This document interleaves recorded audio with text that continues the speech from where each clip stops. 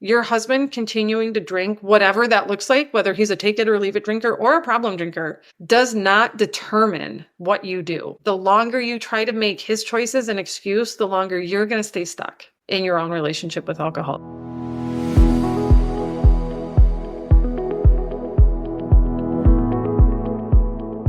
Welcome to the Shannon McCabe Show, where we break free from our drink-obsessed culture, challenge the myths around alcohol, and redefine sobriety as the empowering choice it truly is.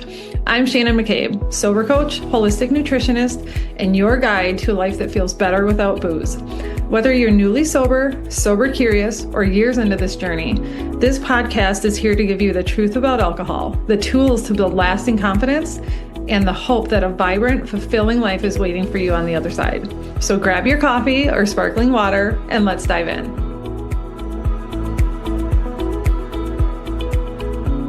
Hey, you guys, welcome back to the Shannon McCabe Show podcast.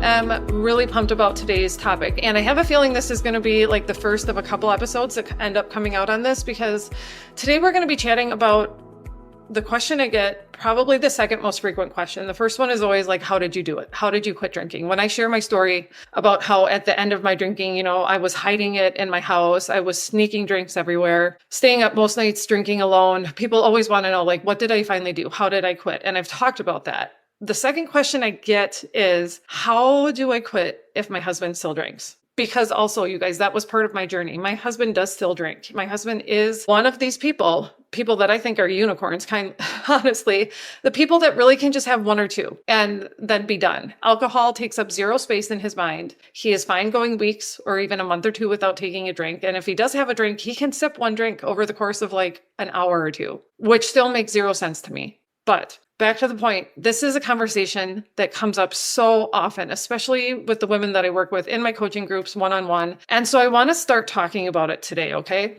Because this is the thing. This question, the situation of, I want to quit drinking, but my husband still drinks. It is very easy for us to use this as kind of an excuse as to why we can't even try to quit, or if we do try to quit, why it never works. And so I am absolutely, again, today, you guys, showing up as your sober best friend, as a person who loves you and cares about you, but is going to kind of push you to the edge of looking at how you're approaching this and making sure that you're not making excuses, that you're not tipping over into that victim mindset and letting whatever is going on with your husband influence what you know you need to do for yourself, okay? So if you are asking yourself this question, how can I quit if my husband still drinks? I want you to know that you're not alone. You're not alone. This comes up for so many of us. And I also want you to know that, no, this does not mean that your marriage is going to fall apart or change negatively just because you quit drinking. Okay. Now, obviously I can't guarantee that, but it's not likely that that's what's going to happen. Like all things in quitting drinking, one of the things you guys hear me say all the time is we can get really nervous about this stuff that is going to be different. And we assume that that means it's going to be bad. But you guys, there's no reason to assume that this change has to be nothing but negative for your marriage, okay? So let's start talking about this today, because what I really want to touch on is helping you understand that this journey is for you. This needs to be about you and for you before it can be about anything else. Early sobriety really requires like this deep ownership over our thoughts, our beliefs, our actions. And when I say this needs to be for you and about you, it applies directly to what we're talking about today. Like, yes, we can quit drinking because maybe our husband is concerned about us. Maybe our kids are concerned about us. Maybe our constantly breaking promises and losing trust. And so we know that we want to quit drinking to show up better for our family. But that can't be the number one reason why we're doing it. So taking deep ownership over your decision to quit drinking means that this has to be about you first and foremost. We have to be selfish, but it's in a good way, because we have to do this for ourselves so that the reactions or actions, the support or the not support from people around us don't derail us. We can't rely on other people to support us and carry us through this, because that's not fair. It's not fair to them or to us. So when I say early sobriety requires deep ownership, it's just calling a spade and saying that you're not quitting for your husband, even if maybe he has expressed concerns about you drinking, or maybe he hasn't at all. We're going to talk about both of those situations today, but you need to be doing this for you, regardless of what the other people in your life say. or don't say or how they respond, okay? So how this usually comes up, and when most women are concerned about how quitting drinking is going to change their relationship with their husband. And again, I feel this, you guys, because this was so me. This was so my story. My husband and I are college sweethearts, okay? We met when he was 18 and I was 19. And we're from Wisconsin, you guys. So if you've heard me talk about this, like drinking is absolutely, at least in our generation and the generations before us, it's a rite of passage growing up here, right? Like we both started drinking in high school. We had years of social drinking under our belts before we even met in college. And then drinking was absolutely a part of our college experience. It has been a part of our relationship from day one. So fast forward then to when my drinking became a problem, but his was never a problem. Me trying and not being able to figure out how to quit for so long, but then finally figuring out that I really did need to quit drinking altogether. I could not figure out how to moderate. I cannot, because I'm not a take it or leave it drinker. I understand how terrifying it is to think, but what is this even going to look like? Because alcohol had become a part of our routine. It had become a staple of date night. It had become a staple of getaways when we could get away from the kids, right? It had become a staple of like a romantic life and our social circle and how we hung out with our friends and families and everything. So I get that thinking about changing that brings a world of emotions. And yes, most of them feel really heavy and scary, right? Because we talk about like, you're going to have to go down a road of grieving, probably recognizing that the things you did in the past, you're not probably going to do anymore. And that can be scary and that can be sad, but that's when we need to actively remind ourselves that it doesn't mean the new things you do won't be as awesome or as wonderful or bring you as close, but they are going to be different. And so it takes some trial and error to figure that out. But I want you to recognize that thinking about quitting drinking and then thinking about all of the ways this is going to impact your relationship, yes, it can feel confusing and it can feel stressful and it can feel tense. And that's so normal, you guys. It's so normal. But I really implore you to understand that it is temporary. The really like acute, intense, heavy emotions you feel in this beginning phase of quitting drinking, this is not how it stays forever. This is not how it stays for very long. When you continue down this path, you're going to find that in just a couple months, you're getting clarity on these things. You and your spouse will navigate this, okay? There's no one size fits all approach though, because every marriage is different. Every relationship is different. So you're going to have to figure this out for yourself. It's very much an example of another saying that I say all the time is that the only way through is through. Don't try to predict how this is going to go or how it's going to feel for you. The only way to figure it out is to just go through it and take it one situation at a time and take it one day at a time. Okay. So let's talk about how this is going to look or how this could look, how this feels for you is maybe a better way to say it. How this feels depending on like which one of two camps your husband falls into. Because typically our spouses fall into one of two categories. Your husband might either be like mine, where he is a take it or leave it drinker. Alcohol is really not a big deal to him. So that right there feels like it's causing friction and tension because he likely doesn't understand why you can't just moderate like he can moderate, right? Or why you can't just have one or two, why you can't just drink on weekends. So that's the one kind of drinker. The second kind of drinker is maybe your husband is actually more like you. Maybe he is struggling with his own drinking, but he is not ready to face it yet. Like he might still be in outward denial over it. He might be aware, but just kind of be like, whatever, this is what we've always done. I'm not going to change. We're going to talk about how you can navigate both of those. Okay. So for the first one, let's go to the take it or leave it drinker. Because you guys, like I said, this is very much my lived experience, still my experience. My husband to this day still drinks sometimes because he absolutely is a person that can open a beer and sip it slowly over 2 hours. And I just honestly don't even see the point of that. If you've listened to these episodes, you've heard me say that. Like I still just don't even see the point of drinking that way. But that shows the difference between my brain and his brain. So if your husband is a person that is a take it or leave it drinker, what is likely to be happening in this early stage of your decision to quit drinking is that your husband probably doesn't really understand what you're going through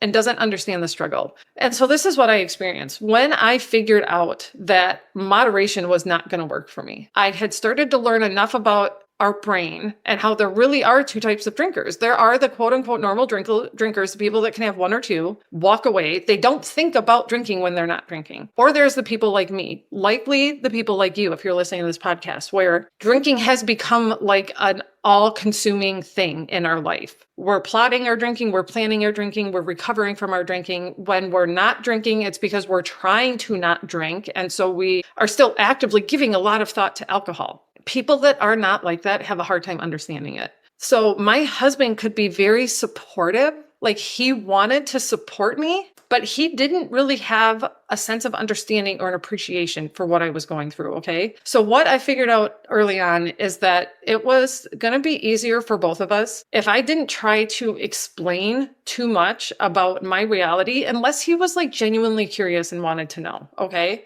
And because this is one thing, it can be easy to think that like if they don't want to know more about what drinking is like for you or what your struggle has been, you can be inclined to think that that means that they don't care. And that's not the case at all. It's just, it's kind of foreign to them. Because like I said, people that don't have this preoccupation, people that actually do have an off switch, people that can just have a drink and be done, people that don't have a drink and are instantly thinking about the next one or two or three drinks, honestly, they just kind of sometimes don't want to talk about it. They're like, I don't get it. And so don't confuse that as like a lack of empathy or a lack of caring. So it's really important, I think, to not try to over-explain too much unless your spouse really wants to know. And that might come in fits and starts, right? They might be really interested one day and then the next day they might not be. So this is one of the first examples of where you have to have an ownership over this journey for yourself. Trying to make your husband understand every single thing that's happening in your head right away is going to probably just make you really frustrated.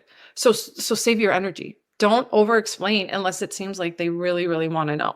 Next thing though is don't be afraid to set boundaries if you need to, okay? Because this is typically pretty important, especially early on. When you are trying to change your habits, you are trying to step out of the associating 4 p.m. every day with a glass of wine, or associating every date night with like a free-for-all drinks, associating every weekend away with getting drunk. Set boundaries where you need to, okay? So this is going to look different for everybody. But examples, like when I quit drinking, I made sure that we didn't have any liquor in the house or alcohol in the house. That was my usual normal go-to drink, right? So for me, this was keeping wine out of the house. For us, that worked because my husband was not a wine drinker. He only drank wine because I drink wine. So it was really easy for me to say, we're just not going to have wine in the house. And he was fine with it. I did go as far as to also say, can we not have vodka in the house though? Because vodka was the one liquor that I would drink. And he was fine with it. Now, if your husband is still drinking a lot, that might not be as easy to do. And so that might be the first situation where you have to kind of work on having difficult conversations. Trusting that open, honest communication is going to lead to somewhere worthwhile, even when it feels like really heavy and really nervous and makes you really afraid at first, okay?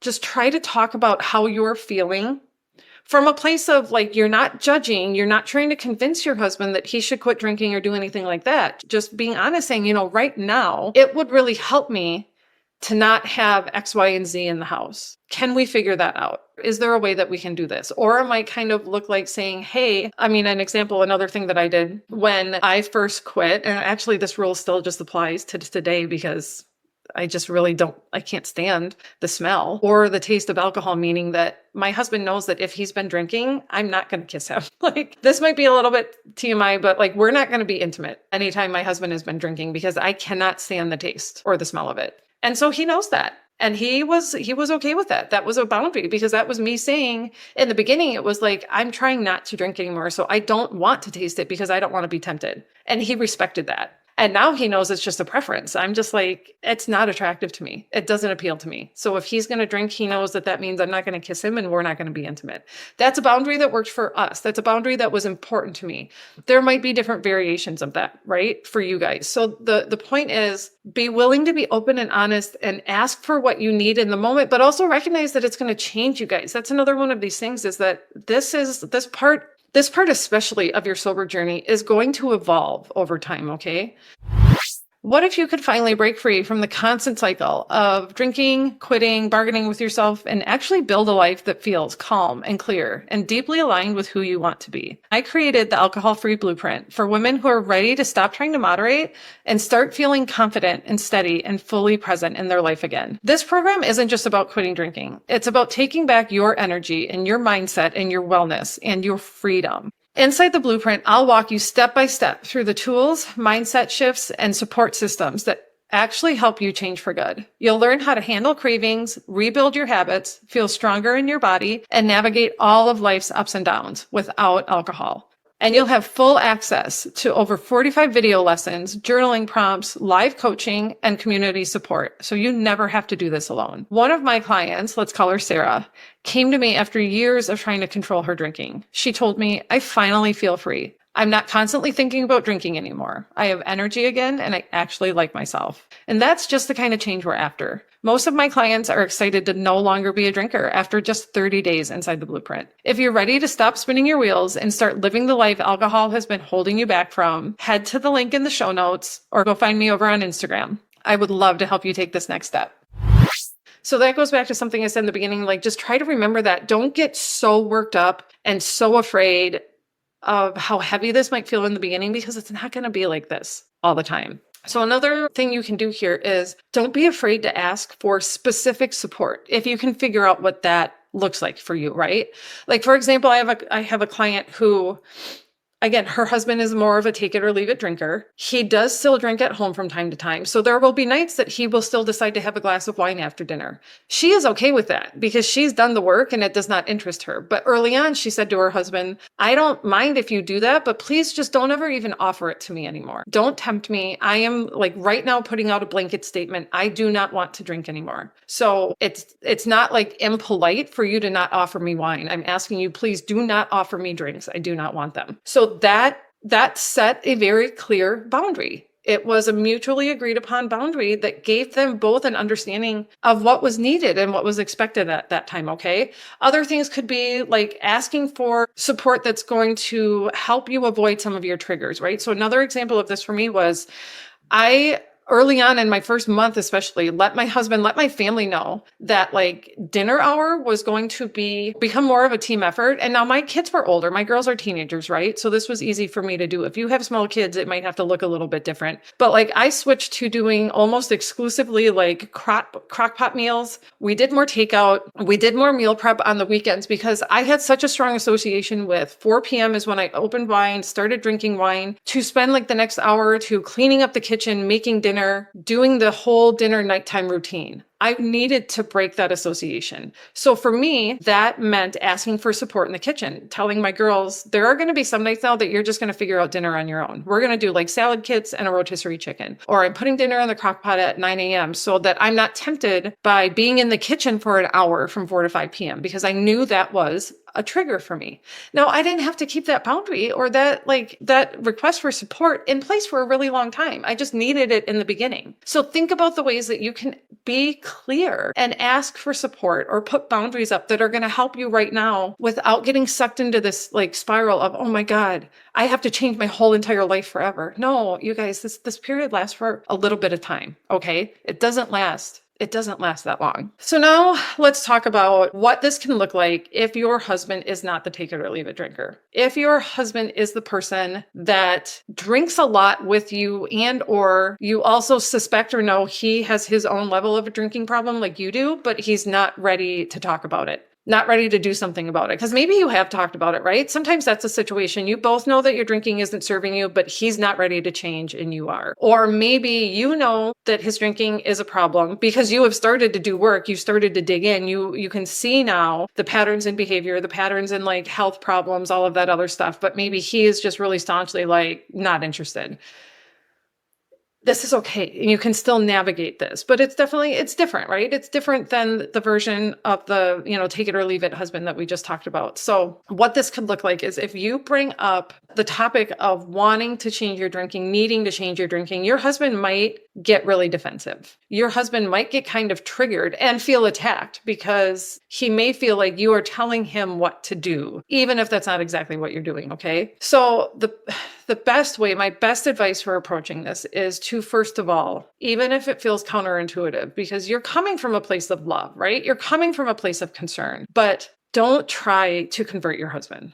Don't try to get him to see what you've seen and want to make the changes that you want to make until he is ready to. One of the best things we can do when we're in a situation like this with a husband who is also a drinker probably to the level that we're a drinker, is to remember that we want to lead by example. This is going to be a lot more kind of like a slow burn, a passive, but still powerful, but a passive path to change, because you're going to want to lead by example. You're going to want to shine your light and hope that he sees it and catches on. A saying that I love that really, really applies to this is that you are going to want to choose your actions, choose your words, choose your behavior so that you can be a mirror for him, but not a megaphone. Because think about that. Think about somebody with a megaphone. Like, you're loud, you're overbearing, you're just like forcing your thoughts on everybody. How do most people respond when that's going on, right? They get defensive. They feel like, whoa, wait a second. I didn't ask for this. Like, why are you coming at me about my drinking?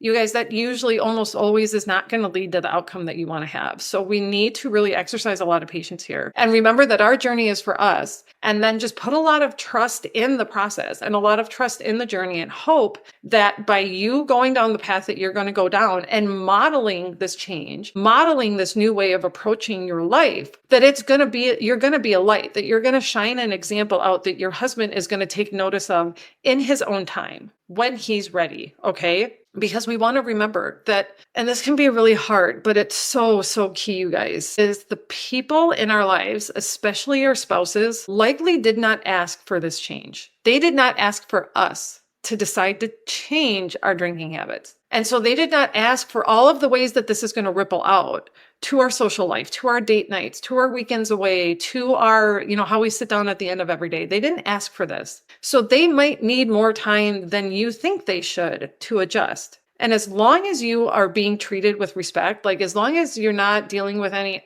overt hostility or being bullied or gaslighting or anything like that from your husband or anybody else in your life, we need to extend people grace. We need to understand that they're not in our head. They don't know what our drinking has been like for us, so they don't really know why we're making this change. They didn't ask for this, so they're going to need some time to come to grips with it on their own. Whichever camp your husband falls into, that is going to be the case, right? Because even my husband, like I said, he's been nothing but supportive since the beginning. But because he can't relate to what my drinking was like and why I really have to be all or nothing and I chose nothing, there was, and sometimes still is, an adjustment period where he's still just like, I just don't get it. Like, I don't get it. I don't get why you can't just drink on weekends, or why we can't just go out for dinner and have one or two nice glasses of wine and leave it at that. So I say all this to remember that we can't control their journey any more than they can control ours, right? If we need time to figure this journey out for ourselves, the people that love us are going to need their own time to figure it out too, okay? How is this really going to affect your relationship? I feel like that is the $1 million question, right? Because at the crux of all of this is what we want to know. We get really afraid of what a big change like this could mean for our marriage, especially because alcohol has its hands in everything, right, you guys? Like I said, in my own marriage, I know in so many of yours, when we have these conversations, whether it's in my DMs or in my coaching groups, it is because you're like we go out with friends and we drink. We get together with our family and we drink. Every date night is drinking. Weekends away from the kids are drinking. When you met when you were younger, like I said, if you're like my husband and I, and we met in college or young adulthood, whatever, usually alcohol has been around for almost all of it. So it can be really nerve-wracking to think about, what is this going to look like now if we take alcohol out of this, okay? So all I can say, you guys, is that you're not going to know until you know. I mean, the obvious answer is that yes, this is going to change your relationship. That's probably not going to be a bad thing. It's just going to feel a little uncomfortable and a little weird for a while, like anything new does, right? Remind yourself of that. How many other new things has your marriage probably gone through that with enough time turned out to be fine, right? Like, you guys, this even applies to when we had kids. That was nerve-wracking and scary, right? Going from being a married couple to having a child is a huge change. It does not all feel great. But over time, it works itself out. And I think most of you, like me, figure out that over time, it brings us closer together, right? It's the evolution of our relationship. It's the natural course. It's a natural change. As we grow, as we mature, as the things that we want out of life grow and mature and change, our marriage adapts, okay? So this is just going to be another instance of that happening, okay? Because growth brings clarity, but growth takes time. And that's maybe the hardest thing for people, right? Because you want the answers right now. You want it to just be good right this second. And you guys, that's just not how life works. Hopefully that's not new information to you, but if it is, then that's okay. Then I say that with like a loving, gentle hug. But you guys, life is hard sometimes. There's ups and downs. Marriage is hard. There's ups and downs. And so quitting drinking might feel like a little bit of a going down, but it's going to come back up. You're going to get really clear on who you are and what you want. And it's going to create a new space for your marriage to grow. Now, sometimes it might go the other way. Nobody can predict that. Nobody knows. You're not going to know until you just try, though, right? And so just remind yourself that the discomfort that comes with this is usually really temporary. Like I said, these really heavy, acute, strong, intense emotions are like a hallmark of the early quitting days, okay? It's not always going to feel this way. I promise. Most people can't believe how much better they feel, how much more clarity, how much more like patience, and how much more perspective they have on things. Honestly, even just within a month or two, okay? So just remind yourself to like go slow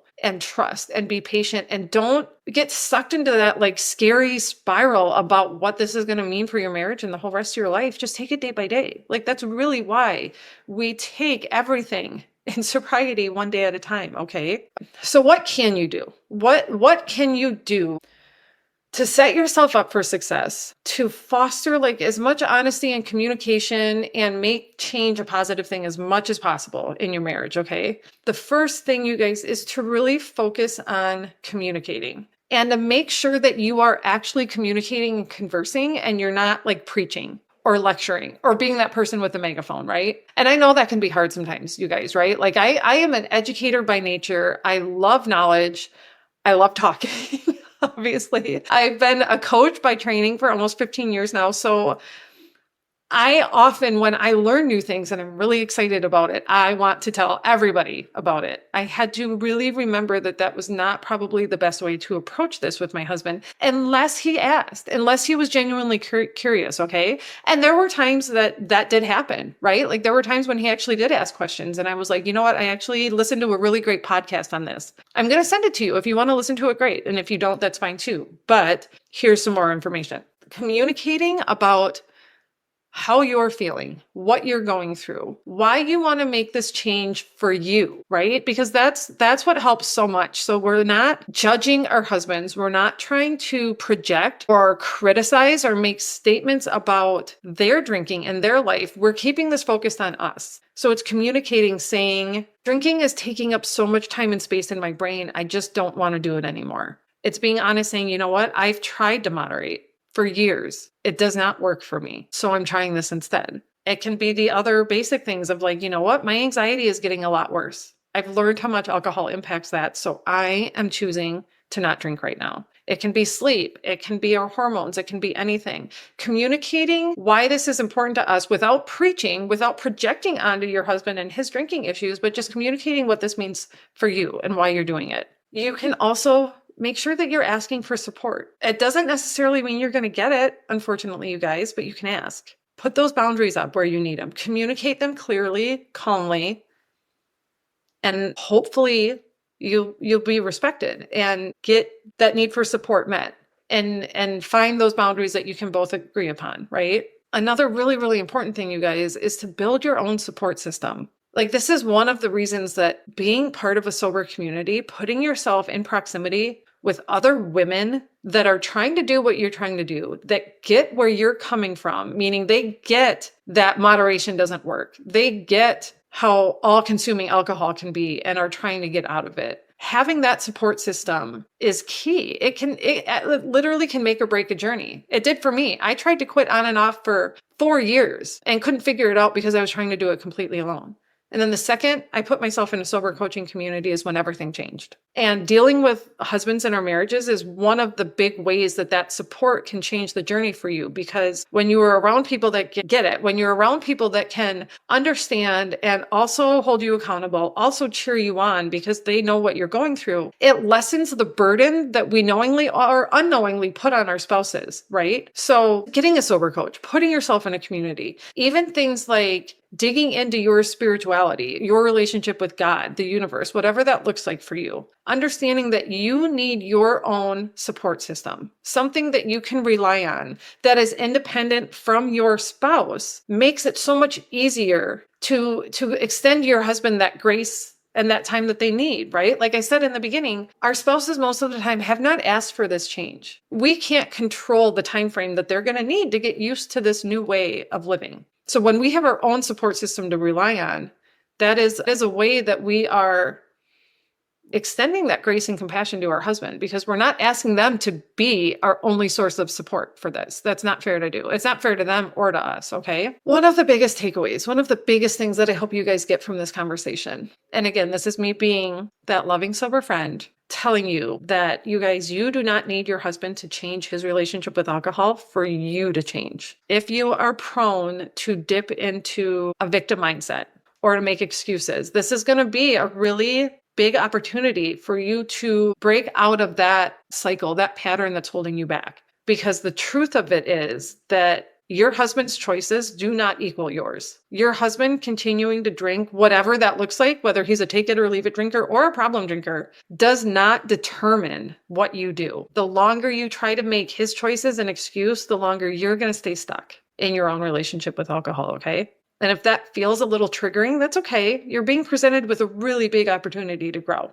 and to change here for the better. Because that's the thing, you guys, you're allowed to grow. We're allowed to change. The only constant in life is change. We're privileged to continue to age and grow. Most things in life change as they get older. That's what we're doing here. You have an opportunity to do that, even if your husband doesn't come along with you on this journey. And just because it seems like he might not be coming with you right now doesn't mean that he won't down the road someday. But the point is that it actually doesn't matter. It shouldn't matter. This journey needs to be for you. It's about you. It's for you. So I just want you guys to remember and really, really take heart and try to draw some peace from this truth, is that you guys, what feels really awkward and hard right now with you trying to quit drinking and your husband still drinking, it is not going to feel this way in a month. It might not even feel this way in 10 days. Like, you have no idea how quickly things can shift and change on this journey. Once we just stay focused on our power inside and keep doing what we need to do for ourselves and let the positive ripple effect happen, you don't know how that's going to impact your marriage and your husband's decisions, okay? Likely it is going to have a positive impact. My husband drinks way less now than he did before,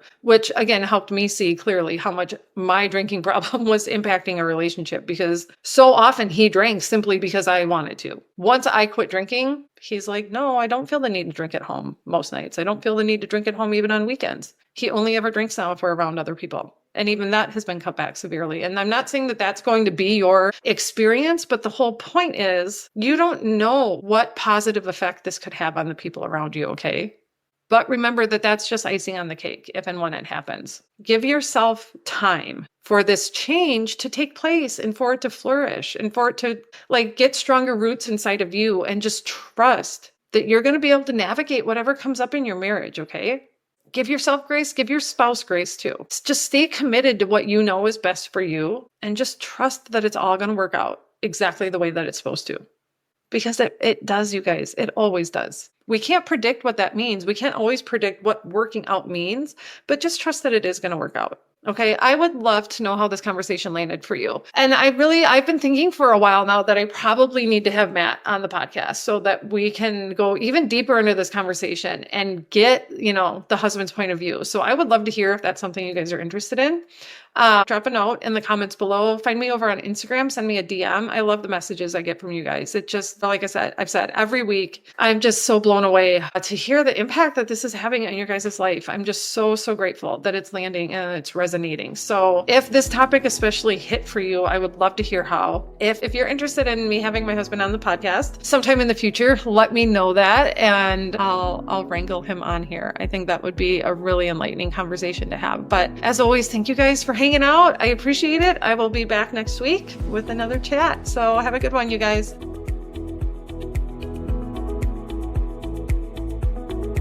That's it for today's episode. If this conversation resonated with you, don't forget to subscribe so you never miss a new episode. And if you're loving the show, I'd be so grateful if you'd leave a quick review.